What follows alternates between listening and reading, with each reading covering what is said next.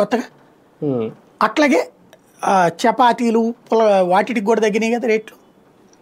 ఇవన్నీ తగ్గుదల ఎప్పుడైతే ఉందో ఒక మధ్యతరగతి కుటుంబం 30,000 నెలకు ఖర్చు అవుతుంది అనుకుంటే తక్కువేం అవదు.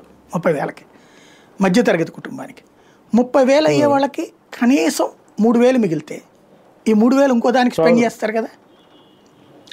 ఇది రొటేషన్ అవ్వాలి. తద్వారా ఈ రొటేషన్ అయినప్పుడు మళ్ళీ వ్యాపారాలు పెరుగుతాయి. వ్యాపారాలు పెరిగినప్పుడు ఉత్పత్తులు పెరుగుతాయి.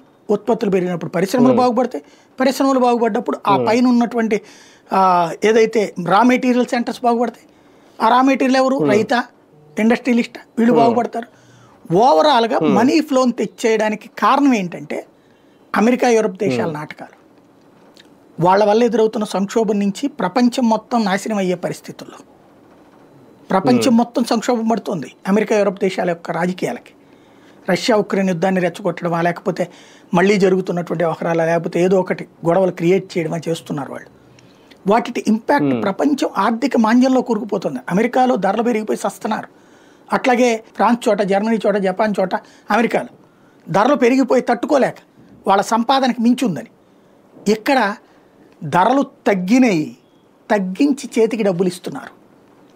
తద్వారా పబ్లిక్లో అవసరానికి, ఇప్పుడు సమస్యల్లో ఉండేటటువంటి పబ్లిక్కి